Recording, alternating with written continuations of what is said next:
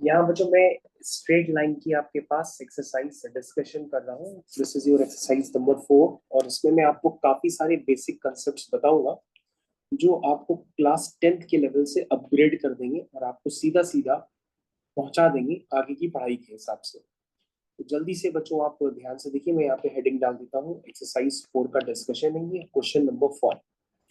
तो question number 1 है और ध्यान से देखिएगा, हम ये डिस्कशन कर रहे हैं एक्सरसाइज नंबर 4 का और ये है स्ट्रेट लाइन की और ये सेम क्वेश्चन आपको अपनी स्कूल की एक्सरसाइज वगैरह में भी मिलेंगे। तो फर्स्ट क्वेश्चन में क्या है लिखा है, find the obtuse angle between the lines this and this. तो बच्चों इस तरह के क्वेश्चंस को करने के लिए पहले हम लेवल आपको एक बार समझा दें कि सबसे पहले बच्चों अगर हमारे पास दो जो होते हैं स्लोप्स को निकालने के मेथड देखिए। स्लोप्स की डिफाइनिंग रिलेशनशिप होती है, ध्यान से सुनिएगा, कोई भी लाइन अगर एक्स एक्सिस से एंटी क्लॉकवाइज डायरेक्शन में जो भी एंगल बनाती है और अगर हम उस एंगल का डायरेक्टली क्या ले लें, tan थीटा। ध्यान से सारे बच्चे सुनेंगे, कोई भी लाइन एक्स एक्सिस से एंटी क्लॉकवाइज डायरेक्शन में जो भी एंगल बनाती है, अगर हम उस एंगल का क्या ले लें, tan थीटा ले लें, तो हमारे पास उस लाइन का स्लोप क्या आ जाता है, डायरेक्टली tan थीटा के फॉर्म में निकल करके आ जाता है। तो किसी भी लाइन का स्लोप हम लिखते जरूर tan थीटा है, लेकिन आपको ध्यान देना होगा कि थीटा की डिफाइनिंग रिलेशनशिप ये है कि वो थीटा एंटी क्लॉकवाइज डायरेक्शन से बना होना चाहिए, पॉजिटिव रियल एक्सिस, ये जो पॉजिटिव एक्स एक्सिस होती है वहां से बना होना चाहिए। आप समझ रहे हैं? तो कोई भी लाइन एक्स एक्सिस से एंटी क्लॉकवाइज डायरेक्शन में अगर कोई एंगल बनाती है थीटा और अगर हम उसका tan थीटा ले लें तो हमारे पास उस लाइन का स्लोप यानी कि झुकाव आ जाता है। इसमें रेस्ट्रिक्शन ये होती है कि बच्चों की जो थीटा बिलोंग करता है वो बिलोंग करता है 0 से पाई, और जहां पर π/2 एक्सक्लूडेड होता है। ये बच्चों एडिशनल इंफॉर्मेशन आपको मैंने दी कि यहाँ पर जो थीटा बिलोंग करता है वो बिलोंग करता है 0 से पाई यानी कि 0 से 180, जहां पर बीच में जो π/2 होता है वहां पे हम एक्सक्लूड कर देते हैं इसको, क्योंकि 0 से 180 के बीच में 90 डिग्री जो होता है उस 90 डिग्री पे 1090 अनडिफाइंड हो जाता है, इसलिए मैंने वहां पे 90 डिग्री को एक्सक्लूड कर दिया है। तो आपको ये ध्यान रखना होगा कि ये स्लोप की एक डेफिनेशन होती है। अच्छा, अब हमारे पास यहाँ पर क्या है कि भाई हमारे पास देखना है कि इन दो लाइंस के बीच में एंगल निकालना है, और दो लाइंस के बीच में एंगल निकालने का जो डायरेक्टली कंसेप्ट होता है वो मैं आपको समझा देता हूँ कि भाई अगर आपके पास दो लाइंस है, ध्यान से देखिएगा, अगर आपके पास दो लाइंस है, ये आपकी पहली लाइन है और ये आपकी दूसरी लाइन है, हमें इन दो लाइंस के बीच का एंगल निकालना है। इस एंगल का नाम होता है, ये मान लो ये एंगल है आपका थीटा, इस एंगल को मान लो अल्फा, इस एंगल को मान लो बीटा। तो तुम कहोगे सर अगर ये पहली वाली लाइन एक्स एक्सिस से अल्फा एंगल बना रही है तो उसका स्लोप कितना होगा, टैन अल्फा। दूसरी वाली लाइन एक्स एक्सिस से अगर बीटा एंगल बना रही है तो उसका स्लोप कितना होगा, टैन बीटा होगा। तो तुमने कहा ठीक है, लेकिन सर हमें इन दो लाइंस के बीच का एंगल चाहिए जिसका नाम है थीटा। तो सर कैसे निकालते हैं, बहुत ही आसान काम होता है। अगर हम ध्यान से देखेंगे तो बच्चों ये एक ट्राइंगल आपके सामने क्रिएट हो गया है। ये जो ट्राइंगल होता है ना, इस ट्राइंगल में आपको दिखाई देगा कि भैया इसका एक एक्सटीरियर एंगल है जिसका नाम है अल्फा, और एक्सटीरियर एंगल जो होता है बच्चों sum of these two interior angles के बराबर होता है।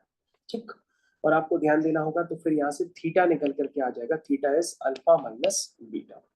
तो इसका मतलब अगर दो लाइंस जिनके स्लोप हमको पता है कि वो टेन अल्फा और टेन बीटा है, तो उन दो लाइंस के बीच का जो एंगल होगा वो होता है अल्फा माइनस बीटा। तो हम हमको क्या निकालना है, हमें इन दो लाइंस के बीच का एंगल निकालना है। एंगल तो आपने बता दिया अल्फा माइनस बीटा है, लेकिन उसकी वैल्यू क्या होगी, उसकी वैल्यू प्रॉपर निकालने के लिए हम यहाँ पे लिखते हैं कि भाई थीटा जो है वो अल्फा माइनस बीटा है और दोनों तरफ हम टैन ले लेते हैं। तो जो हो जाता है tan theta is equal to बन जाता है tan of alpha minus beta. उसके बाद बच्चों ये ट्रिग्नोमेट्री का फॉर्मूला बन जाता है, इसको आप यूज कर लीजिए। This is tan of A minus B, ये होता है tan A minus tan B upon 1 plus tan a into tan B, 1 plus tan a into tan B. इसको आगे कंटिन्यू करिए। तो tan theta is equal to tan alpha की value बच्चों कितनी है, वो पहली लाइन का स्लोप था, मान लो वो m1 है, दूसरी लाइन का स्लोप मान लो m2 है, तो ये हो गया m1, ये हो गया m2। ध्यान से देखो बच्चों, मैंने tan अल्फा और tan बीटा की वैल्यूज पुट कर दी m1 और m2, और यहाँ पर आपके पास फिर से मैंने उनकी वैल्यूज पुट कर दी m1 और m2। तो आपके पास यहाँ से tan थीटा निकल के आ गया m1 minus m2 upon 1 plus m1 m2। That means बच्चों आपके पास जो यहाँ पे tan थीटा है वो निकल के आ गया m1 minus m2 upon 1 plus m1 m2। इसका मतलब आपको आज के बाद ध्यान देना होगा कि भैया दो लाइंस के बीच का अगर आपको एंगल निकालना है तो आपको इसी कंसेप्ट को यूज करना होता है। आप tan थीटा यूज करते हैं m1 minus m2 upon 1 plus m1 m2। और बेसिकली ये जो एंगल होता है ये एक्यूट एंगल होता है, इसलिए उसका tan थीटा पॉजिटिव होता है। इसलिए अगर ये वैल्यू नेगेटिव भी आएगी तो आप उसका मॉड लेकर के उसको पॉजिटिव बना लेना। तो बच्चों आपको अगर प्रूविंग नहीं भी याद रहे, लेकिन आप इतना जरूर याद रखें कि भाई दो लाइंस के बीच का जो एंगल होता है वो ये होता है। क्या होता है? This is your angle between two lines. This is your angle between two lines. तो बच्चों दो लाइंस के बीच का एंगल आप जरूर याद रखिए, which is tan theta is equal to mod के अंदर m1 minus m2 upon 1 plus m1 into m2। उसको आप जरूर याद रखिए, ये बहुत इंपॉर्टेंट है। चलिए बच्चों अब हमारे पास यहाँ पर फर्स्ट क्वेश्चन है। फर्स्ट क्वेश्चन में क्या लिखा है भाई? हमारे पास लिखा है कि दो लाइंस गिवन है, हमें इनके बीच का एंगल निकालना है, फिर वो वाला एंगल लेना है जो एंगल ऑब्ट्यूज एंगल होता है। क्योंकि बच्चों कोई भी लाइन एक्स एक्सिस से जो एंगल बनाती है, अगर वो एक्यूट एंगल बना रही है तो वो थीटा होता है। लेकिन अगर आप इस एंगल को देखोगे तो ये ऑब्ट्यूज एंगल हो जाता है, क्योंकि ये 180 माइनस थीटा होता है और ये 90 से बड़ा होता है। तो आपको हो सकता है सॉल्व करने पर यहाँ पे दो आंसर है, लेकिन आप आंसर कौन से लेंगे उसमें जहां से ऑब्ट्यूज एंगल निकले।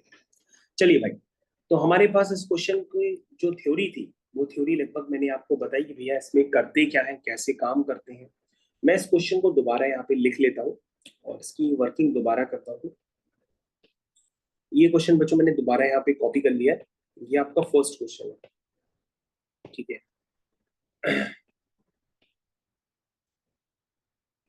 चलिए बच्चों अब हम लोग वापस आ जाते हैं एक बार बच्चों क्लास 9-10 वाले कंसेप्ट में। देखिए कभी भी अगर आपके पास लाइन की इक्वेशन गिवन होती है तो लाइन की इक्वेशन से डायरेक्टली आप स्लोप निकाल सकते हैं। इस लाइन का स्लोप कितना होगा? एक मेथड तो ये होता है कि भैया आप लाइन को y is equal to m x plus c के फॉर्म में लिख लो, तो तुमको डायरेक्टली नजर आएगा कि भैया यहाँ पर c की जगह क्या है? c की जगह बच्चों -5 है, और m की जगह क्या है? m की जगह क्या है? √3 है। तो आपको सीधा सीधा नजर आने लगा कि इस लाइन का स्लोप क्या है? √3 है। लेकिन अगर आपको डायरेक्टली लाइन की हेल्प से ही निकालना है, y equal to m x plus c के फॉर्म में नहीं लिखना है, तो आप डायरेक्टली क्या करें? लाइन की हेल्प से स्लोप निकाल दीजिए। लाइन की हेल्प से स्लोप क्या होता है? जिससे बच्चों सम ऑफ रूट्स होता है ना -b/u, वैसे यहाँ पे लाइन का स्लोप होता है, वो होता है minus coefficient of x upon coefficient of y upon coefficient of y। ये होता है बच्चों लाइन का स्लोप। तो ये वैल्यू हो जाती है माइनस का a अपॉन b। ये आपको याद रखना होगा। तो यहाँ पर बच्चों आपको समझ में आना चाहिए कि भैया लाइन की हेल्प से अगर लाइन को y is equal to m x plus c के फॉर्म में कन्वर्ट करोगे तो भी तुम्हारे पास क्या आ जाएगा? लाइन का स्लोप तुमको दिखाई देने लगेगा। और मान लो अगर तुम उसको नहीं कन्वर्ट करते हो तो तुम डायरेक्टली स्लोप निकालने के लिए a x plus b y plus c equal to 0 से कंपेयर करोगे तो तुम्हारे पास लाइन का स्लोप आ जाएगा -a/b आ जाएगा। चलिए बच्चों तो जल्दी से अब हम इसको कंप्लीट कर लेते हैं। ये हो गया y minus √3x -5 equal to 0। तो जल्दी से बता दो भाई इसका स्लोप क्या होगा? तो स्लोप होगा माइनस कोफिशिएंट ऑफ x। तो x का कोफिशिएंट क्या है बच्चों? -√3, और कोफिशिएंट ऑफ y 1। तो देखो बच्चों वही आ गया √3 जो मैंने आपको बताया था। अब दूसरी लाइन देखो बच्चों क्या है? दूसरी लाइन है √3y minus X plus 6 is equal to 0। ठीक, चलिए भाई दूसरी लाइन का स्लोप क्या है? m2। m2 क्या होगा? Minus coefficient of x, x का कोफिशिएंट क्या है? -1 अपॉन कोफिशिएंट ऑफ y, हो गया 1/√3। चलिए भाई तो आपका ये आ गया सीधा सीधा 1/√3। तो बच्चों आपके पास दोनों लाइंस का स्लोप आ गया। अब ये पूछ रहा था इन लाइंस के बीच में एंगल्स। तो तुमने अभी फॉर्मूला देखा कि भाई दो लाइंस के बीच में एंगल निकालने के लिए हम डायरेक्टली यूज करते हैं मॉड के अंदर m1 minus m2 upon 1 plus m1 into m2। ये बच्चों अभी आपको मैंने ऊपर प्रूफ भी करवाया था। अब आप इसको सिंप्लीफाई करिए। तो ऊपर बच्चों जब आप एलसीएम लोगे ना तो ये आ जाएगा 3 माइनस 1 विच इज 2/√3, और नीचे बच्चों हो जाएगा √3 से √3 कैंसिल हो जाएगा, तो नीचे आ जाएगा 1 + 1 2 हो जाएगा। तो बच्चे ये तो मॉड के अंदर पहले से ही पॉजिटिव है तो कोई दिक्कत है नहीं। तो तुम ऐसा करो इसको 2 से 2 भी कैंसिल हो जाएगा, सिर्फ बचेगा 1/√3। तो बच्चों यहाँ से tan थीटा कितना आ गया 1/√3। तो ये बच्चों एंगल कितना हो गया, है ना। तो क्लास 9th में जितनी ट्रिग्नोमेट्री होती वो आप बताइए जल्दी से, ये एंगल कितना हुआ 30 डिग्री हुआ। तो 30 डिग्री को आप लिख लीजिए डायरेक्टली, तो ये लाइंस के बीच का एंगल आ गया। लेकिन बच्चों उसने ये वाला एंगल नहीं पूछा था, क्योंकि ये तो एंगल एक्यूट हो गया, क्योंकि ये 90 से छोटा है। और अगर आप इसका डायग्राम देखेंगे ना, तो ये लाइन बेसिकली ये है ना, एक्स एक्सिस से एंटी क्लॉकवाइज डायरेक्शन में थीटा एंगल बना रही है। लेकिन हमें ये वाला एंगल नहीं चाहिए, ये जो ऑब्ट्यूस एंगल चाहिए वो चाहिए। तो ऑब्ट्यूस एंगल बच्चों कितना हो जाएगा 180 माइनस थीटा विच इज 150। तो बच्चों इसने ऑब्ट्यूस एंगल पूछा था कि लाइन ऑब्ट्यूस एंगल क्या बना रही है, तो आप आंसर दोगे 150। मुझे इस क्वेश्चन की चर्चा थी एक्सरसाइज 4 में, मैंने आपको बताया कि भाई स्लोप का मतलब क्या होता है, एंगल बिटवीन टू लाइंस कैसे देखते हैं, लाइन की हेल्प से हम स्लोप कैसे निकालते हैं, है ना। तो ये बच्चों बड़ा इंपॉर्टेंट क्वेश्चन था, तो उसको एक बार आप ध्यान से देखिए, फिर मैं डिस्कशन करता हूँ। तो यहाँ पर बच्चों हम लोग अब डिस्कस करेंगे आपके पास क्वेश्चन नंबर 2। तो अगर आप बिल्कुल भी कुछ नहीं जानते होंगे तो भी आपको ये क्वेश्चन समझ में आएगा, क्योंकि मैं सारी बातें इस क्वेश्चन से रिलेटेड आपको बताऊंगा। ठीक है, ये हो गया आपका क्वेश्चन नंबर 2। देखो बच्चों इसमें क्या लिखा है, इसमें लिखा है find the tangent of the angle. बच्चों आपको एनसीईआरटी में भी ऐसे ढेर सारे क्वेश्चन में लिखा होगा कि tangent of the angle. Tangent का मतलब होता है किसी भी एंगल का अगर हम टैंजेंट ले रहे हैं, तो एंगल अगर थीटा है तो उसका टैंजेंट हो जाएगा tan थीटा। ठीक है, टैंजेंट ऑफ द एंगल का मतलब होता है tan theta between the lines which have intercept 3, 4, 1, 8 on the axis respectively। तो बच्चों मैं डायरेक्टली आपको बता देता हूँ कि कोई भी लाइन अगर आपको इस तरह से ये फॉर्म क्रिएट होते हुए नजर आ जाए, यानी कि वो लाइन कोऑर्डिनेट एक्सिस पर अगर इंटरसेक्ट करती है, देखो ये रेड कलर की जो लाइन है ना उसका नाम है ए बी। ये एक्स एक्सिस और वाई एक्सिस, उनको हम लोग कोऑर्डिनेट एक्सिस कहते हैं। अगर कोई भी लाइन कोऑर्डिनेट एक्सिस पे इस तरह से इंटरसेक्ट कर रही है, तो आपको ध्यान देना होगा कि सबसे पहले आप उसका एक्स एक्सिस इंटरसेप्ट लिखिए, वो हो गया a,0। एक्स एक्सिस इंटरसेप्ट का मतलब कि एक्स एक्सिस में उसने कितना पोर्शन कट किया है। वाई एक्सिस इंटरसेप्ट 0,b, तो ये पॉइंट होता है बच्चों 0,b। ठीक है ना, तो आप लाइन की इक्वेशन डायरेक्टली लिख सकते हो, वो होती है x upon a plus y upon B is equal to 1। इसको बच्चों हम लोग intercept form of a line कहते हैं। और इस क्वेश्चन में सिर्फ इतना ही कंसेप्ट यूज होता है कि इंटरसेप्ट फॉर्म ऑफ लाइन तो हम कैसे सॉल्व करते हैं। ठीक है, चलिए मुझे ध्यान से देखते हैं क्या लिखा है। लिखा है find the tangent of the angle between the lines. बेटा कह रहा सबसे पहले यहाँ पे दो लाइंस है, तो दो लाइंस है तो बच्चों दो लाइंस की सिचुएशन अलग अलग है। पहली लाइन जो है भैया उसका इंटरसेप्ट 3 और 4 है, तो बच्चों इसका एक्स एक्सिस पहली लाइन का इंटरसेप्ट जो है वो 3 यूनिट है, और वाई एक्सिस इंटरसेप्ट जिसको हम लोग बी कहते हैं वो 4 यूनिट है पहली लाइन का। तो उसकी इक्वेशन हो जाएगी बच्चों x upon 3 plus y upon 4 is equal to 1। और बच्चों जो दूसरी लाइन है उसका एक्स एक्सिस इंटरसेप्ट 1 यूनिट है और वाई एक्सिस इंटरसेप्ट 8 यूनिट है। तो दूसरी लाइन की इक्वेशन हो जाएगी x upon a plus y upon B is equal to 1, ये हो जाएगी। अब बच्चों हम लोग क्या करेंगे, इसको धीरे से सॉल्व करते हैं। तो ये 3 और 4 का एलसीएम कितना आ जाएगा 12 आ जाएगा। 3 4 जा 12, 4 into x 4x, 4 3 जा 12, 3y इज इक्वल टू 1। इसको क्रॉस मल्टीप्लाई कर देंगे तो हो जाएगा 4x plus 3y is equal to 12 या -2 इक्वल टू 0। ये बच्चों होगी लाइन 1। लाइन 2 को भी बच्चों हम सिंप्लीफाई कर देते हैं जल्दी से, क्या आ जाएगा देख लीजिए। यहाँ बच्चों 8 आ जाएगा, ये हो जाएगा 8x plus y is equal to 1। ठीक है, तो हो जाएगी 8x plus y minus 8 is equal to 0। ये बच्चों होगी आपकी दूसरी लाइन की इक्वेशन। ठीक है, तो बच्चों पहली लाइन और दूसरी लाइन दोनों की इक्वेशन मैंने आपको बता दी। अब क्या करना है, इनके बीच का एंगल निकालना है। तो कौन सा एंगल निकालना तो बहुत आसान है, पहली लाइन का स्लोप निकाल लें। सर स्लोप होता है minus coefficient of x upon coefficient of y।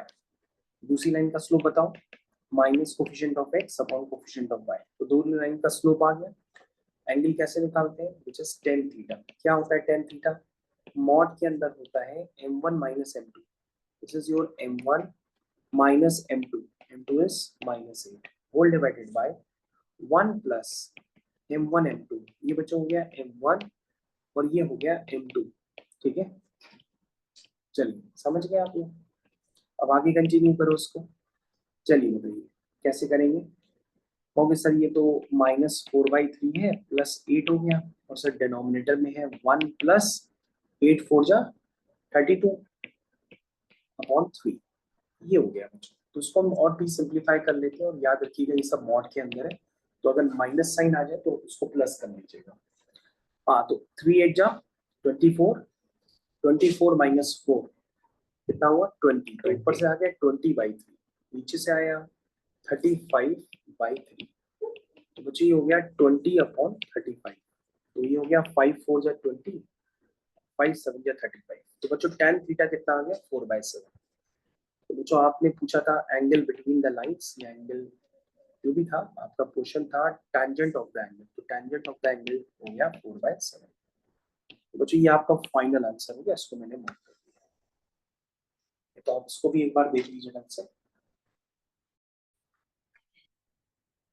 यहाँ पे बच्चों अभी मैं डिस्कस करने जा रहा हूँ एक्सरसाइज 4 का क्वेश्चन नंबर 3 आपके साथ, तो उसको भी आपको ढंग से देखना पड़ेगा, ठीक है। एक्सरसाइज 4 क्वेश्चन नंबर 3, देखिए इसको किस तरह से करते हैं।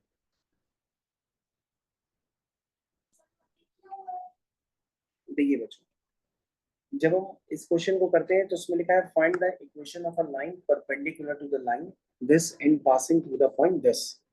तो बच्चों आपके पास क्या है कि अगर हम डिटेल में एनालिसिस करें तो आपको ये पता होना चाहिए, अगर दो लाइंस है तो वो दो लाइंस आपस में 90 डिग्री का एंगल बना रही है। जैसे मैंने आपको एक एग्जांपल बना दिया, देखिए, और इस लाइन का स्लोप मान लो है tan अल्फा, ठीक है, इस लाइन का स्लोप है tan बीटा, क्योंकि दोनों ही एक्स एक्सिस से एंटी क्लॉकवाइज डायरेक्शन में हम एंगल देख रहे हैं दोनों के ही।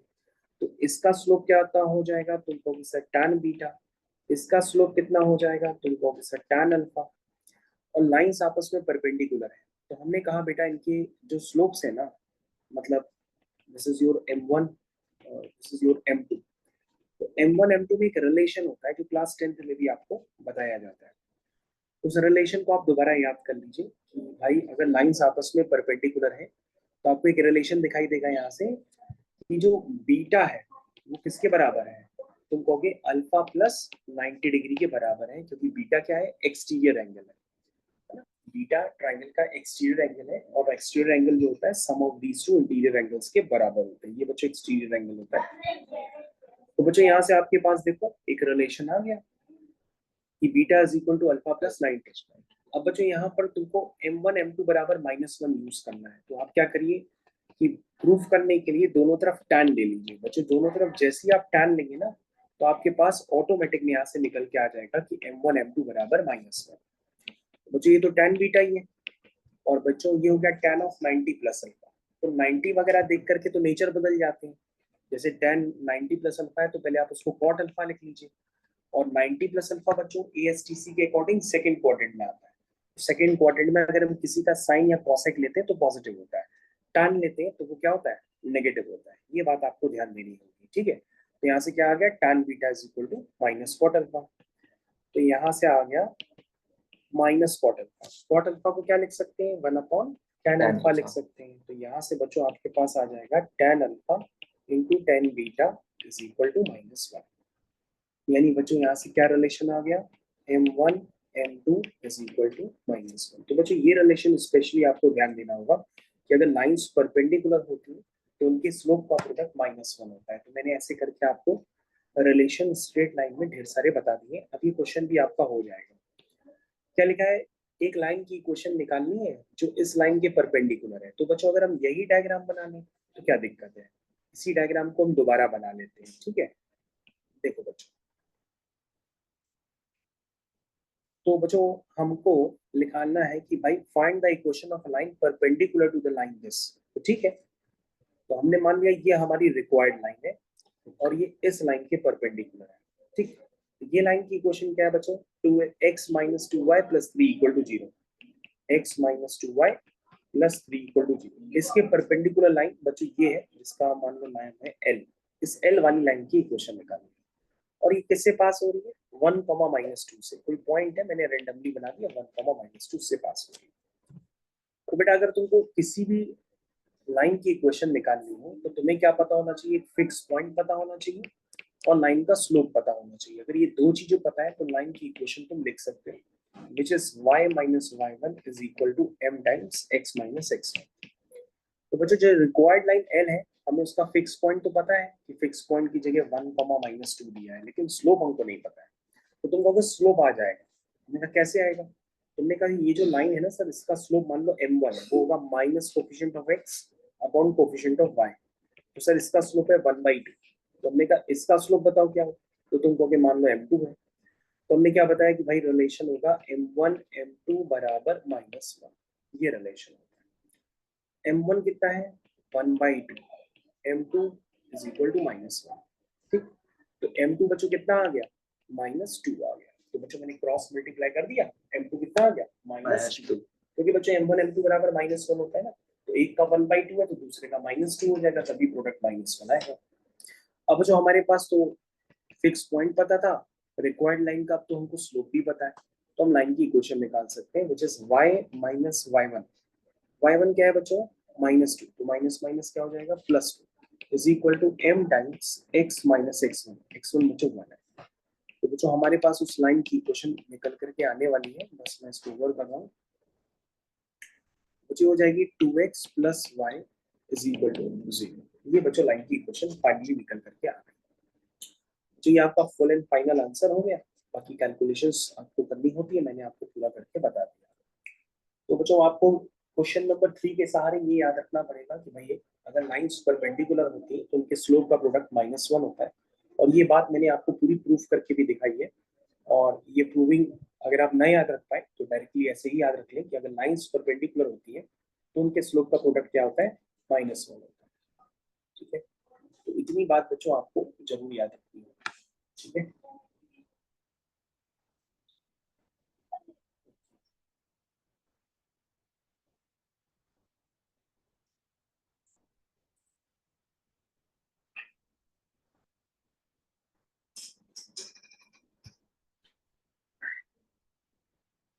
हाँ, बता दो पहले तुमसे।